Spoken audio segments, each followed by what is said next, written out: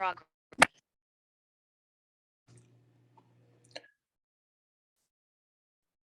Hey, Robert, glad you could join us. Glad to be here. It's been a busy morning. So. Yeah. Are you in Frankfurt? Well, I was earlier. We met with the governor, the AFL-CIO did, and endorsed him today. And then I made it back to the office in time to get on this. So that is a big day. Well, yeah, thanks for joining us. And if you're just joining the session now, this is a breakout on apprenticeship, and we're going to get started here in just a couple minutes. Oh,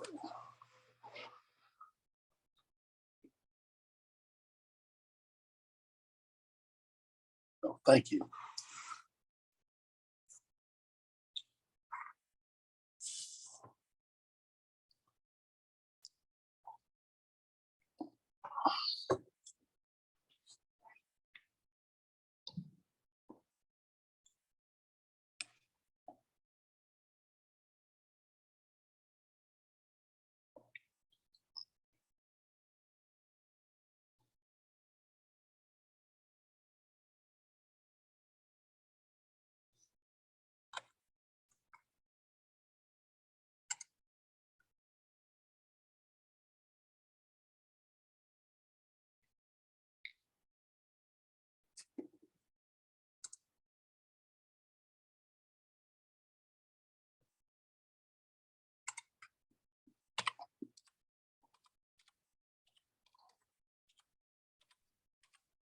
Okay, welcome everybody. My name is Eric Dixon. I'm with Ohio River Valley Institute, and I'll be facilitating the session today around apprenticeship. The official title of the session is Appalachia's Best Kept Secret, Apprenticeship Programs and How to Build Family Sustaining Career Paths with New Federal Funds. And the reason that we decided to call it that is because while many of you on this call today are probably familiar with apprenticeship, when we talk about education or workforce development, or even job or career opportunities in Appalachia, I think something that is not well talked about, or in some cases just totally unknown, is the incredible value presented by apprenticeship programs. So I'm very excited that Reimagine Appalachia has prioritized apprenticeship as something that's key to building the future and reimagining the region. And we wanted to have a discussion today about apprenticeship, about pre-apprenticeship, hear about some examples throughout the region, and hear about why it's so important from people who are actually involved with some of those programs. Which is really great, because I'm not an expert on apprenticeship. I think it's important to know what you don't know, and to kind of surround yourself with the people who do. And that's one reason I'm very excited about this, because I think I'm going to learn a lot from the experts that we've assembled, and from you all who are joining the discussion around apprenticeship today. So I wanted to start, before I hand it over to our first expert, by just kind of giving a very brief and high-level summary about what we're talking about when we mean apprenticeship. So in the context of this discussion, by apprenticeship, we're talking about paid training opportunities. Usually they include some, real world job experience and classroom instruction. And they also, they're free to kind of the people who are experiencing or going through participating in the programs, and they're paid for either by the union, or sometimes in conjunction with an employer. You have a joint apprenticeship program, but we'll hear about the differences in those programs later. The commonality, I think, there's kind of three reasons that I see as why apprenticeship is really important moving forward. The first is that apprenticeship provides access to good paying careers that can be a really a lifetime job, a career, coming out of high school without, education and without having to acquire debt. And that can be a life-changing kind of thing for someone. The second reason is, we just heard about this huge build out of the new energy economy. And we heard from Jim about how it takes real people to actually make that a reality. And apprenticeship programs provide a trained workforce. They provide skilled expert labor to actually make, all the grand ideas we're talking about a reality. So we're going to need to scale up apprenticeship programs in order to have the expertise to really make it happen. And the third reason is because we want to make sure that this next economy that we build is a diverse workforce, and apprenticeship and pre-apprenticeship programs are absolutely crucial to making that happen. So we wanted to talk about it at the Reimagine Appalachia Summit because of the moment we're in, and in particular because of the kind of climate or green infrastructure projects and funding programs that we've heard about. One of the parts of that we wanted to have a discussion about is how we can make sure that those new programs and new funding opportunities have strings attached to them that can promote apprenticeship. And there's a variety of ways that you can do that, a few different policies that you can kind of bake into how the program is implemented.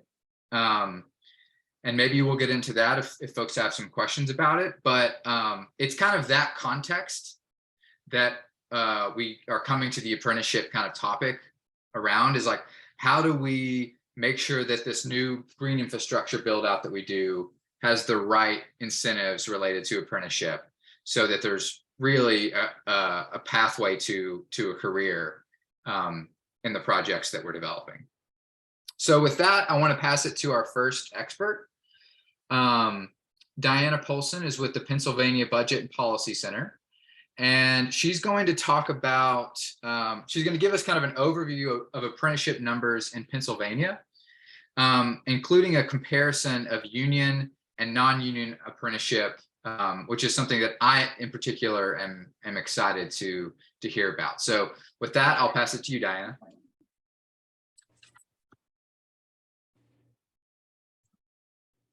Okay, thanks. Can y'all see the PowerPoint? Yes. Let me make it a little bigger. Hold on.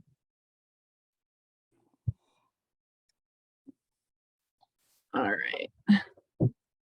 Okay, so yeah, as Eric said, I'm Diana Polson. I work with the Keystone Research Center and the Pennsylvania Budget and Policy Center.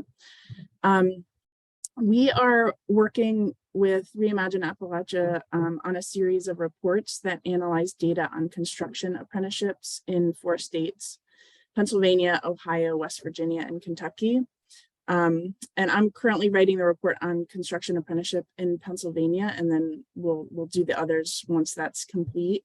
So I'm going to share some of the initial findings with you today, focusing mainly on Pennsylvania, but we will be producing reports on all 4 of the states. So just before I get into the details of Pennsylvania, I wanted to share this table, which shows the employment in and unionization in private construction in 2021 in the 4 states. As you can see, Pennsylvania has the most private construction workers compared to the other Appalachian states, followed by Ohio. What stands out here really is that Pennsylvania has a much higher percentage of construction workers who are union members, nearly twice the share of the other 3 states. And I should note that I actually have construction happening on the floor above me, so I apologize if it's kind of loud. It feels loud to me, but hopefully you guys can't notice it too much. So apprenticeship is a workforce training and learning model that combines paid on-the-job training with classroom instruction. And there's a lot of benefits that come from apprenticeship. There's benefits for employers.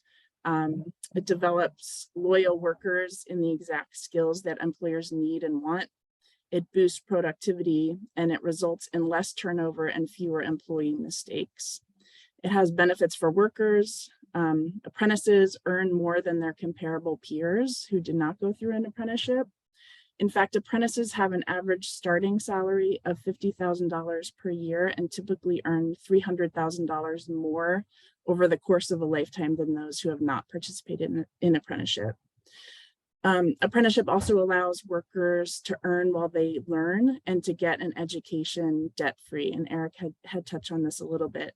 This is especially huge in Pennsylvania, where college costs are some of the highest in the nation. And then apprenticeship also has, benefits for the broader community. Obviously, as more individuals have access to stable family sustaining jobs, families, communities, schools will all benefit. And also I wanted to note that, for every dollar invested in apprenticeship in Pennsylvania, $35 is returned to the government in higher tax collections or reduced expenditures on public assistance and unemployment compensation over the career of an apprentice. Apprenticeship is more prevalent in European countries. In the US, apprenticeship is most known as a training model within the construction industry. But in the United States and in Pennsylvania, in recent years, there has been a renewed interest in apprenticeship. In 2016, Governor Wolf established a new office called the Apprenticeship and Training Office, which aims to expand apprenticeship across the state, not only in construction, but in other industries as well. So in our reports, we're going to look at and compare outcomes from union and non-union apprenticeship programs. And growing construction apprenticeship is particularly important right now for several reasons. One of which is, the recent huge federal investments via the Bipartisan Infrastructure Act and the Inflation Reduction Act. This will, obviously provide increased demand for skilled construction workers because of projects in infrastructure improvements and repairs, abandoned mineland work, repurposing coal plants, green infrastructure, and renewable energy, just to mention a few. But another reason construction apprenticeship is important right now is because the construction workforce is aging. This is what this figure shows. The construction workforce, both union, which is the blue line, and non-union, which is the orange line, has been aging over the past 35 to 40 years. And as you can see, the union workforce, which is the blue line, has been and continues to be older than non-union workers. So just a note on methodology, the main data source that we're pulling from is data from the Registered Apprenticeship Partners Information Data System, or RAPIDS. This is kind of the most comprehensive data source on registered apprenticeship maintained by the US Department of Labor. We also pull on a couple other sources in our research. So let's get into the data. So this figure shows the number of new registered apprenticeships in Pennsylvania every year going back to 2000. So we know that employment in construction is driven by the business cycle, but also, as you can see here, apprenticeship registration is also driven by the business cycle and is impacted by recessions, which tend to result in a decrease in apprenticeship registrations. So in the aftermath of the 2001 recession, apprenticeship registrations decreased by 28% by 2004. The 2008 recession resulted in a 47% decrease between 2007 and 2011. You can also see a decrease between 2019 and 2020 due to the COVID-19 pandemic. One other thing to note is that you can also see a significant jump in apprenticeship registrations between 2016 and 17 after Governor Wolf established the state's Apprenticeship and Training Office. So the figure on the left here shows active apprenticeship programs that are jointly sponsored by a union and those that are non-union. So you can see that in Pennsylvania, there are a lot more non-union programs than union programs. Only 22% of the programs are jointly sponsored by a union. But the figure on the right shows that even though there are fewer union programs, they train many more construction workers than non-union programs do. 85% of construction apprentices in Pennsylvania have been trained in union programs. So in this figure, you can see female apprentices in green and non-white and Hispanic male apprentices in blue in both non-union and union apprenticeships. As you can see, union apprenticeships in Pennsylvania have trained many more female and minority and Hispanic male workers than non-union programs have.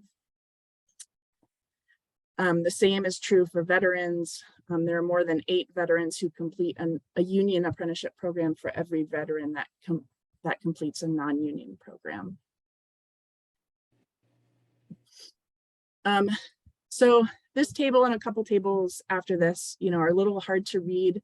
There's a lot of data in it, but it shows apprenticeship completions by year from the year 2000 to 2021. But the most important row here that I'll direct your attention to is the bottom row in bold. It shows over time, the completion rate for union programs is about 60% for union apprenticeship programs, and for non-union programs, it's about 47%. So we're seeing more people who started the apprenticeship program complete the program for unionized apprenticeships. So this is the same chart, but it only includes women and minority and Hispanic male completions.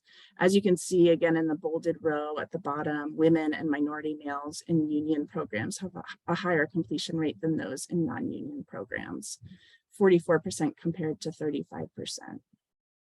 I just have a couple more slides here.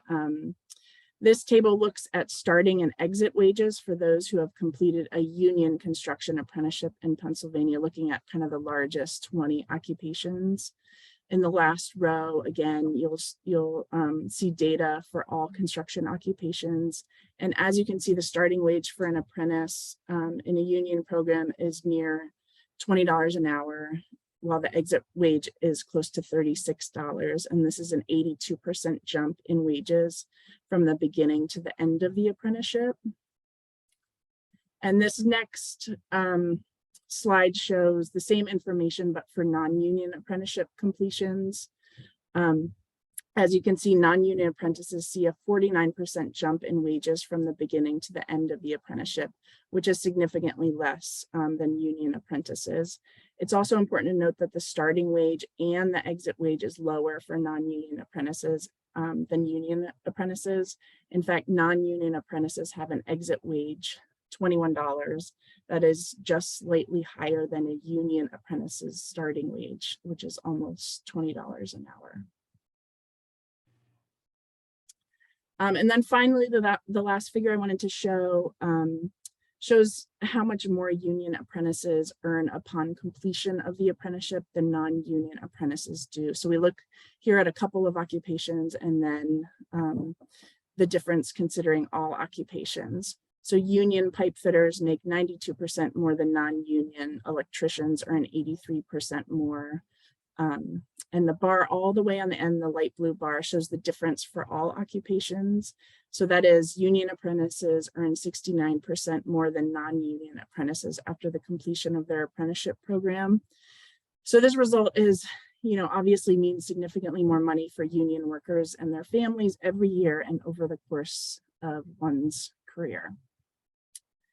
And with that, I'm going to wrap it up. Again, these are, our preliminary findings just in Pennsylvania, but we'll also be producing reports on the other 3 states. So keep an eye out for those over the next couple months. Thank you so much, Diana. That was really, really interesting. I, for one, am looking forward to the report on Kentucky, but especially that last slide you showed, comparing the kind of lifetime differences between union and non-union apprentices is really striking. Okay, so let's move on to our next expert. You heard from him during the plenary, if you were able to join earlier. Leland Bass is with the Columbus Urban League and the Creating Central Ohio Futures. And what I was hoping that, Leland, that you could talk about, we're at this inflection point that I kind of mentioned at the beginning of the session, where we have this opportunity to create all these new careers. And we really can't miss the opportunity to make sure that those careers are accessible to everyone. So I was hoping that you could talk a little bit about not just apprenticeship, but why pre-apprenticeship and pre-apprenticeship, or pre-apprenticeship and apprenticeship like readiness, like why that is so important, especially as we try to make sure that all of these jobs are accessible to women and people of color throughout our region. Awesome. Thank you. And I'll try to touch on those because that's the main focus of what I do day to day is try to one, expand on what makes apprenticeships and union apprenticeships important, but also why pre-apprenticeships are important. One, what we recognized in Central Ohio was with all of the work that was coming to this area. One, we knew we at the currently how we're staffed, we don't have enough individuals to even staff the projects that are coming. And so we knew that was an issue that was coming down the pipe. But at the same time, we knew the other issues that we have been looking to address over an amount of years was minority participation, participation of women, and participation in with our veterans in apprenticeships and union jobs and construction trades jobs. And so we wanted to kind of put together some programming and together some coalitions that we felt like could help address all of those issues in one sitting. And that's kind of where we started with Building Futures. Like I said, pre-apprenticeships are important because what we heard a lot from the building trades and our partners in the trades was, it's difficult to find candidates that have enough experience or that have the right kind of training or that have because we know, at least in Ohio, our schools have not taught wood shop or those types of classes for the last 20, 25 years. And so we have a big gap of people that have just no experience at all with working with tools or just what to expect if they wanted to get into the construction trades. And so we wanted to put together a pre-apprenticeship program, one, to educate people on what those jobs are actually like, but also to get them some early on hands-on experience so that when they applied or when we placed them in an apprenticeship, they weren't so far behind other applicants. So, if you have a group of people that had never really thought or never really considered the building trades or the construction trades as a career avenue for them, they hadn't done any of that prep work when they were younger to get that experience. And so we realized that, and we knew that we needed to put together a pre-apprenticeship program that was able to, one, educate the community about the opportunities that were coming, but also take someone from basically the couch and get them ready to be in an apprenticeship within a certain period of time.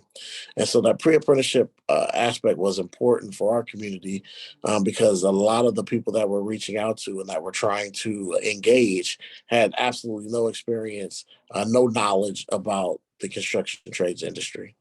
The apprenticeships are important because we've seen and we know based on the statistics that if you put someone out there and they're not ready, they're not qualified, they're not experienced, that's a danger to them, a danger to the project.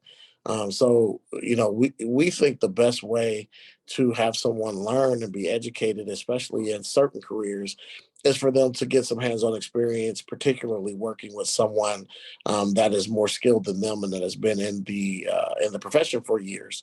And so we like that model.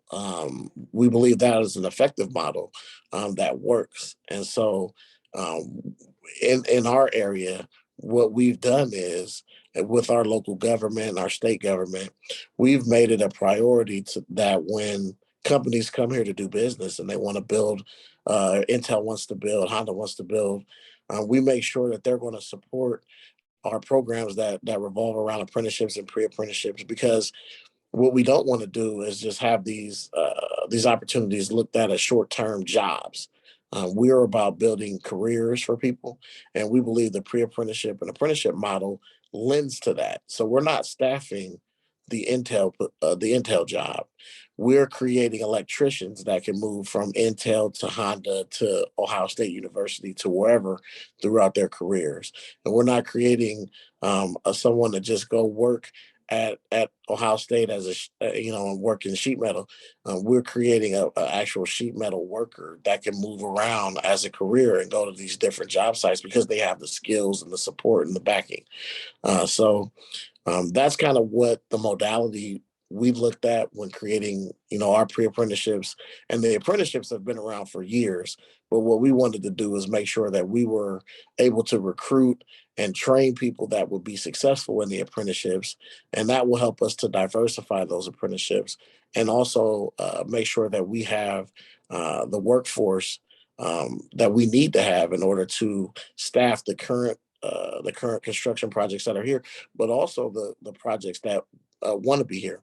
When we met with Intel, when they were first looking at what sites they were going to use, one of the questions they asked us, or a couple of the questions they asked us, is one, do you have the workforce to staff this project? And two, will that workforce represent the community in which this project will be based in? And that's the kind of partnerships that we're looking for. And that's the kind of pressure we like to put on the companies that come to do here, that come to do business here. But we have to be able to show them that we have the type of infrastructure and programming in place to get them the quality candidates that they need.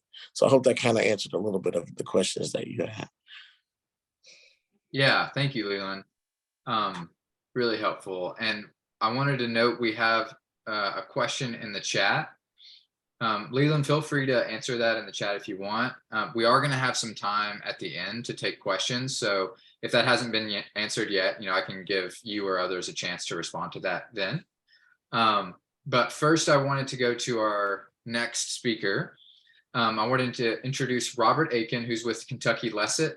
Robert, I was wondering if you could talk about the laborer's apprenticeship program in Kentucky, which I know you direct. And in particular, if you could talk about why that training program is so important, like how it can change people's lives here in Kentucky. Sure. Thank you. Appreciate you inviting me today. Couple of things right here. I work with our apprenticeship program. I'm not one of the over it, but I do work with them quite a bit. The less that I work with our employers and all of our unions, and that's one of our major issues we work on is apprenticeship and training. Apprenticeship here has taken some different turns the last few years. Historically, about 75% of all the apprentices that graduated in Kentucky were from the building trades. During the last 6 or 7 years, we've not moved away from that, but we've grown our apprenticeship programs in other areas. The laborers program is pretty mobile.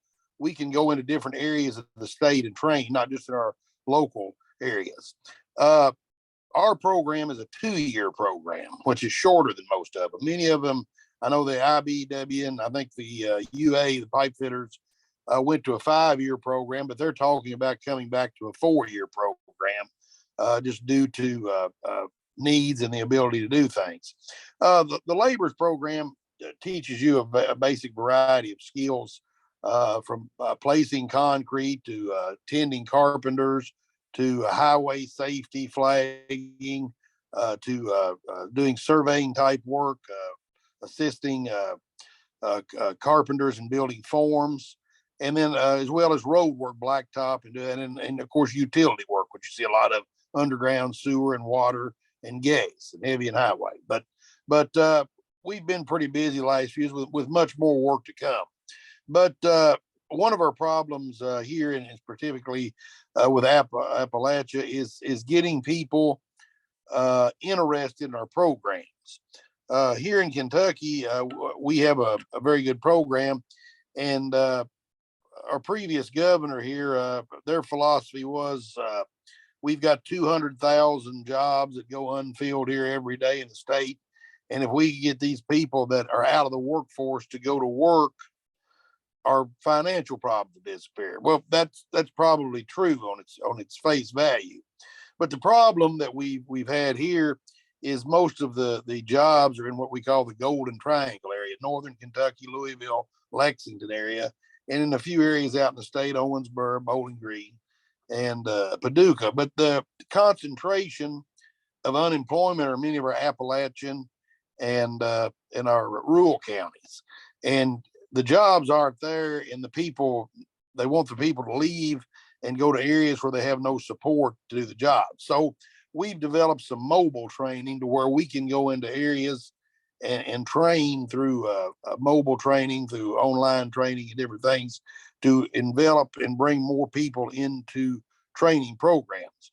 Especially we've started outreach to minority community and women and the Hispanic community as well in these areas.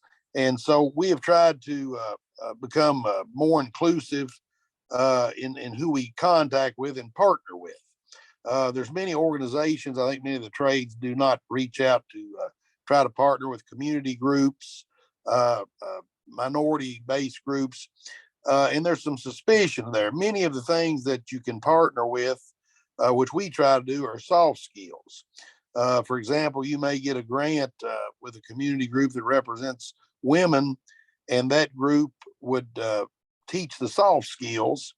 Then the hands-on, the hard skills that you learn to be a craftsman or craftswoman in whatever trade you choose, you get that through your training program. We have a 40-acre campus almost geographically in the center of the state, and they have classes there year round, and then they move out and have mobile training, even down to job site training.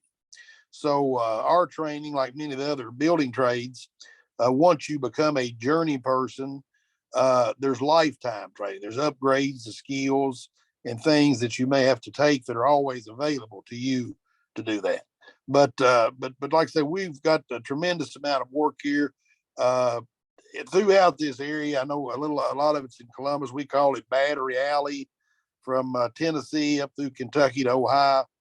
We've got over almost 7 billion worth of battery plants. And so we're actively looking for people to do this work.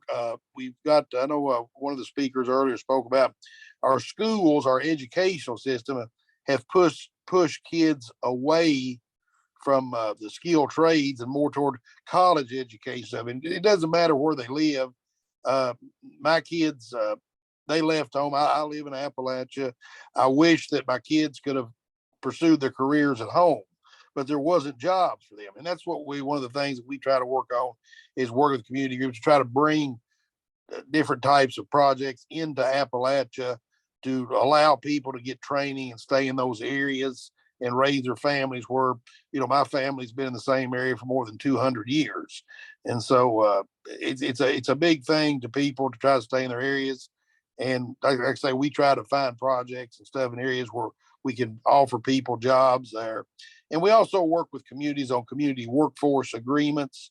What I will go in and tell a county judge or a mayor or something about a project or a community is, if you have a project here, you have in a community workforce agreement that you will have registered apprentices building this water, sewer plant or whatever, you may have 10 or 15 people on a $30 million project that complete their apprenticeship.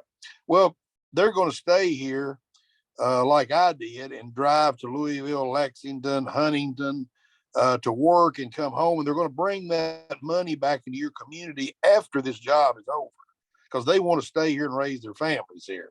And if you are able to bring a factory or something in your community, you have trained, skilled trade people that more than likely would take a maintenance job in that facility to do that thing. So we work with that. We try to push our apprenticeship program. We have a train up brochures and stuff. We visit vocational and technical schools when we can through our employers and through setting up at job fairs and work booths. We do these things to try to interest people in our programs and continue that because we do have an aging workforce in the building trades, and we have to replace those people. Plus, we have to be demographically sensitive to the new workforce, the 21st century workforce, which is not the 20th century workforce. So that's kind of how we're pursuing things this time. Thank you, Robert. Really helpful. So our final expert today, we are very, very fortunate to have joining us. Molly Bechet is a policy advisor with the Department of Labor.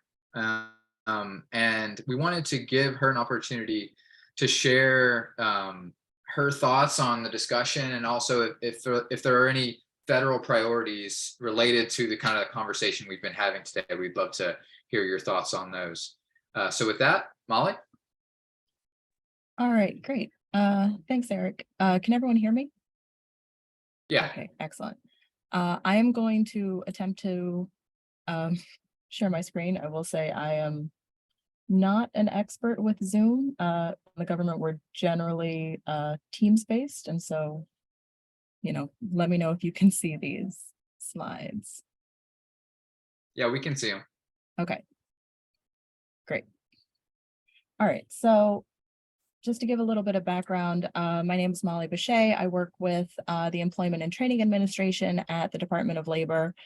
And I'm just going to give a brief overview of apprenticeship.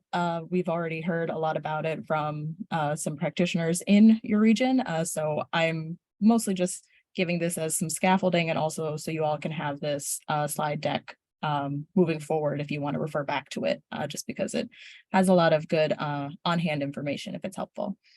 But as has been said before, registered apprenticeship is sort of the darling of the Department of Labor, where it's increasingly being used as a proxy in federal investments, not just out of the department, but out of other departments, transportation, energy, especially with the new investments through the bipartisan infrastructure law and others. It's being used as a proxy for a high quality workforce development program that gives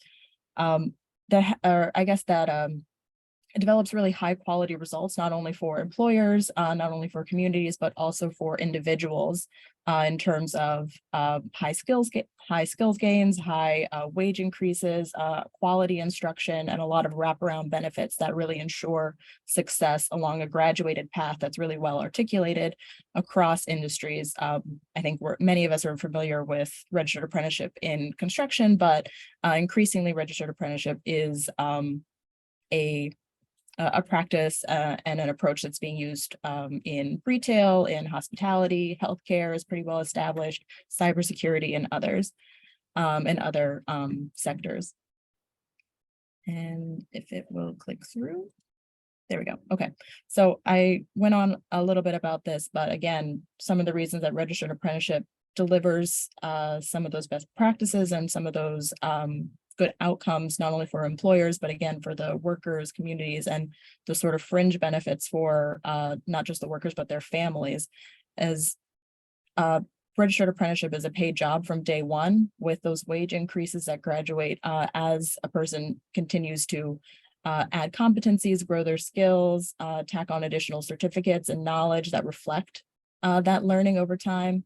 It's industry-led and connected. There are a number of credentials that are incorporated by each sector. And again, it follows this very well-articulated pathway that ensures success and ensures that mentorship and that support is also delivered throughout to help ensure that people are not only coming on board, but be able to continue to move forward and hold on to that good quality job that can be so not only individually sustaining, but provide economic mobility for that whole family. So I don't want to go through all of this. Again, there's a lot of slides and a lot of content here that maybe you all would find of interest and can flip through at your leisure, or, if we want, we can go back through this if you have questions following. But I do want to focus a little bit, and apologies for clicking through quickly, about some of the federal priorities and where the Department of Labor is positioning itself in terms of sort of shopping registered apprenticeship as an opportunity to other federal departments who are not only accessing, but then sort of churning out federal investments to states and localities, and also how we're sort of presenting it to employers and communities as an opportunity and a proven program that can really magnify economic mobility and opportunity at that local level. So already, so in the Biden administration, the DOL has invested over $300 million to expand, modernize, and also diversify registered apprenticeship across sectors. So again, I mentioned construction has a long history in registered apprenticeship, but we're doing more work to make sure that that is expanded. So you'll see a lot more federal investments and DOL investments in registered apprenticeship and things like energy and also renewables, and just expanding the opportunities and the sort of breadth of sectors that are incorporated into that program. So a lot of our major areas of investment in apprenticeship are through these grants to states. There's some competitive grants, and also, Leland, you mentioned pre-apprenticeship as an essential sort of connection to make sure that people are able to connect to a good quality job, able to connect to that registered apprenticeship, and then sort of matriculate directly in. So we're also funding opportunities in pre-apprenticeship and also through youth apprenticeship. Specific to infrastructure investments, we've made connections with a number of community-based organizations to essentially stand up intermediaries to offer technical assistance to states and technical assistance to employers who are starting to navigate what it means to not only establish a registered apprenticeship, but scale it so that it can be more inclusive, so that it can be more responsive to industry need and also to an individual community. And I can dig in a little bit more on those TA centers, what those intermediaries look like, but there's also a lot more information available on our apprenticeship.gov website, which I can share in an email after. There's a number of resources I can pull together if anyone has interest.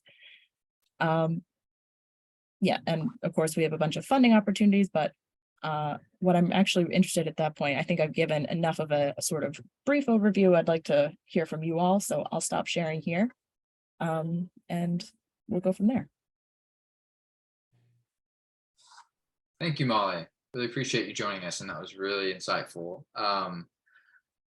We have about a little over 10 minutes for questions. We may also have time for you all to kind of join the discussion as well. But before we get there, one question that has kind of recurred in the chat that I wanted to raise is this question around making apprenticeship accessible in rural areas. So Robert, you touched on this a little bit with your mobile training programs, but I want to pose this question to anybody. Maybe it's a program, maybe it's your program, maybe it's something you've seen happen in another state or at another program, but I was just wondering if folks could address this question of like, how do we make sure there's the transportation piece, but there's also some other aspects of, you know, making sure that these are accessible in rural areas.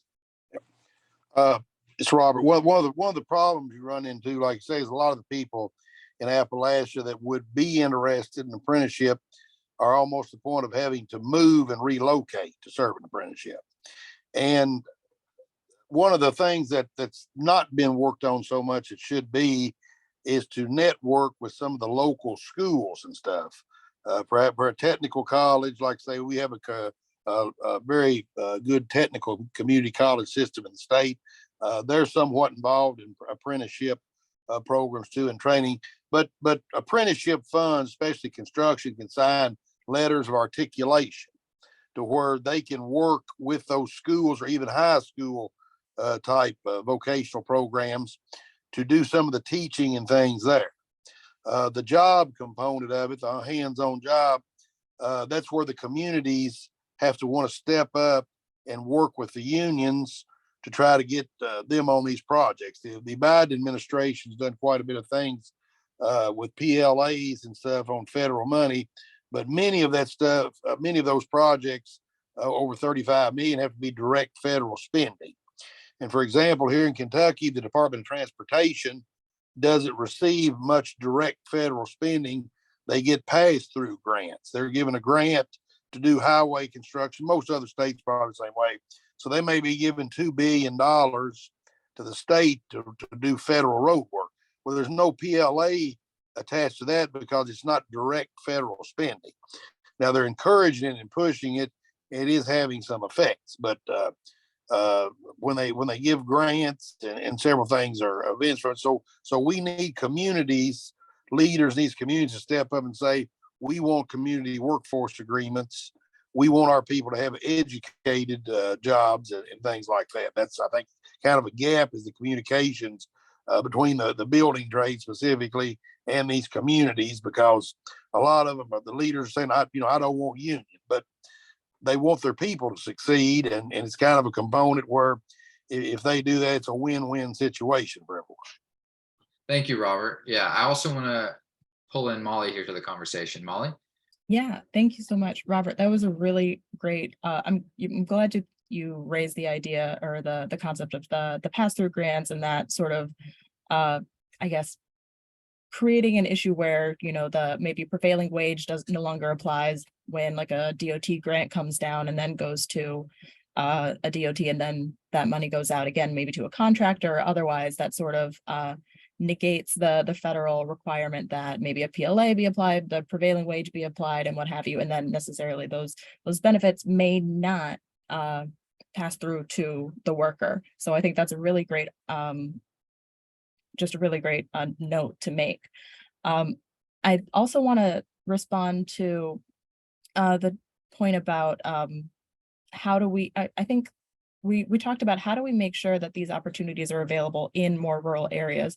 I think in a lot of contexts, when we talk about registered apprenticeship or apprenticeship more generally, we talk about there's an equating of apprenticeship with union membership, and that opportunity doesn't always present in places where there just isn't union density.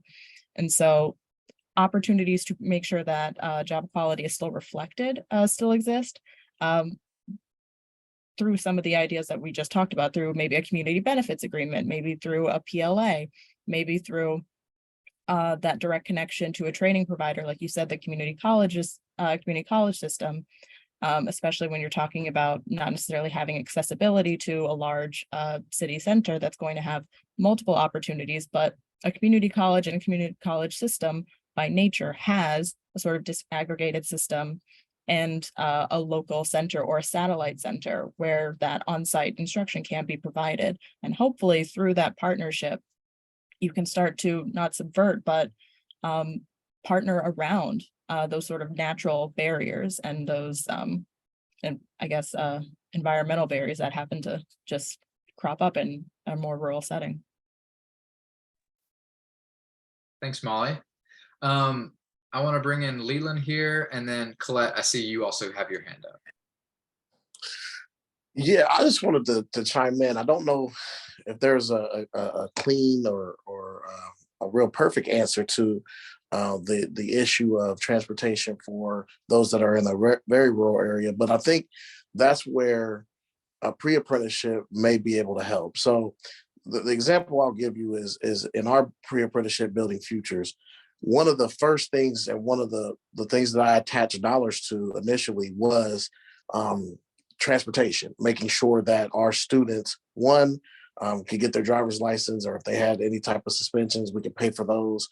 But two, that they were able to get cars, not bus passes, not anything like that. We had to make sure all of our students have cars. So whenever a Building Future student graduates, they have a car. That's part of our program. I built relationships with car dealers where we put the down payment down and they guarantee financing to our individuals. And the reason why we did that is because,